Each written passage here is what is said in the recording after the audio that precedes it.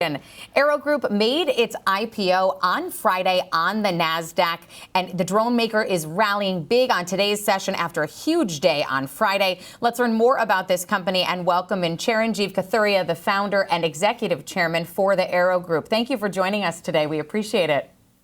Thanks, Marley, for having me. Of course, we're glad to have you. Now, your stock's soaring again today. I'm taking a look, up almost 27%. You're more than triple the price of your initial public offering. You closed up 140% on Friday. What do you think is driving these huge moves in your first full 2 days of trading? You know, I think it's the geopolitical environment and the aerospace and defense sector. A lot of stocks, AeroVironment, Archer, Joby, and Voyager Technology are doing well. And the current, use of drones in the Israel-Iran conflict or the Ukrainian-Russian conflict.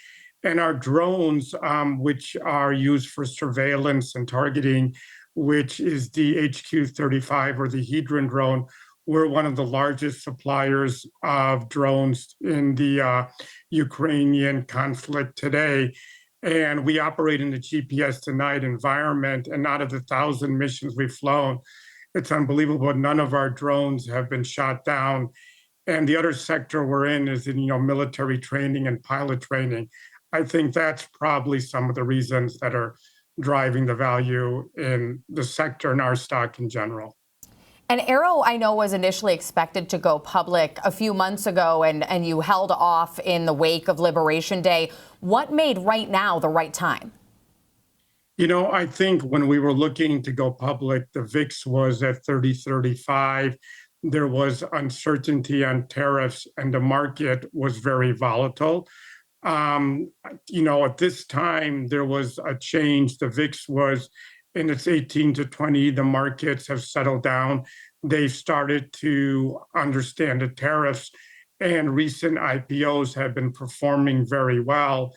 And, we disdain all conflicts and hope for early peaceful resolution. But I think the day we launched also was the day that the Iranian-Israeli conflict also swelled. So it was a perfect timing. Then I think also in view of tariffs, a lot of our drones are manufactured in Denmark and we sell into NATO.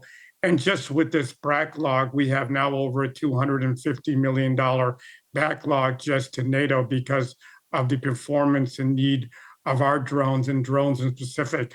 Warfare now has dramatically changed. I think we've entered a new area of UAVs and how war is fought. And you mentioned that you are already selling drones to NATO and that there already have been deployed in the Ukrainian conflict. Is there any plan in place for you to create drones for the U.S. Armed Forces in the future? That's a great question, Marla. If you look at the new executive order by President Trump, it's to focus on U.S. manufacturing.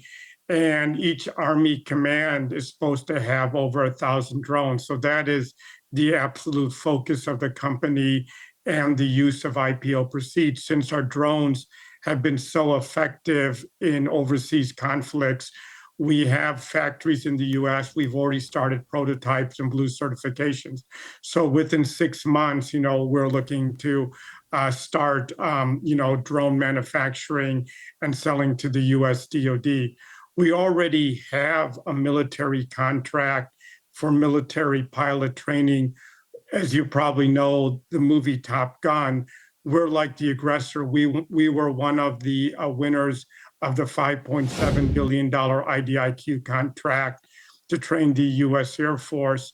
And we're well situated for $1.6 billion of that contract. So we already have top secret clearance.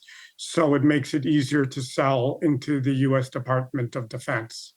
And I know that pilot training contract is one of the unique features that Aero has. But what unique capabilities specifically does Aero provide in the drone space itself?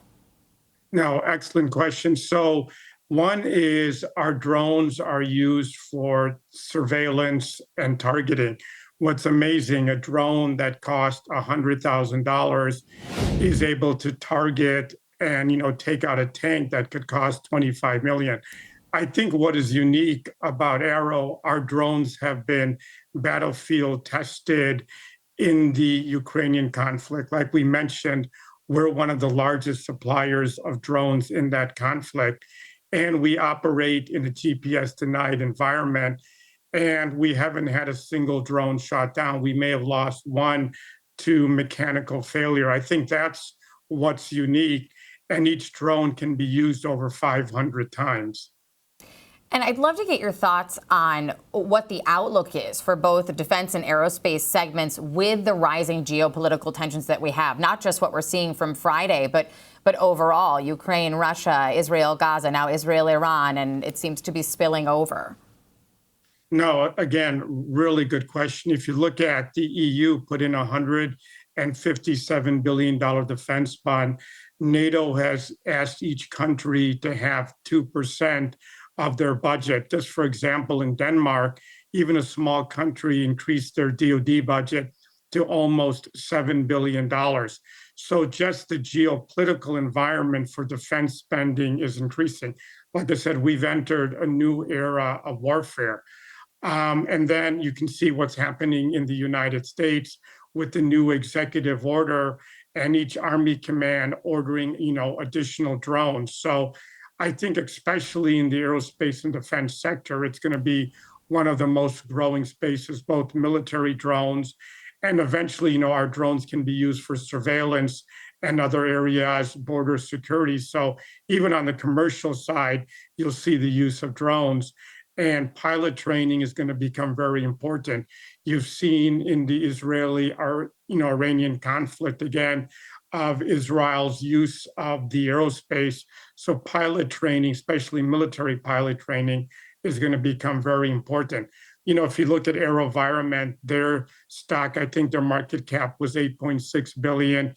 eVTOL stocks are all over. Their market caps of Archer and Joby are all, I think, is about, Joby's about 1.6 billion. And Voyager, which just had their IPO, I think is at 3.2 billion. So I think the outlook is very good, and there's stable contracts from, government agencies, especially the Department of Defense. And one last question for you, Chirinjeev. As we look at drones and how they're changing modern warfare and how we get our information and how armies are acting, right now, primarily reconnaissance is their use. Is there a time in the future when drones become armed? Yeah, I think, one is our drones are used for surveillance and targeting. And there's always, a chance that, drones, become armed in the future. Absolutely. Well, thank you so much. We appreciate it. And congratulations to you. As I'm taking a look now, you're up 28.25%, still at 3 times your IPO price. So congratulations to you. Again, that's Chirinjeev Kathuria, the co-founder and executive chairman of Aero Group.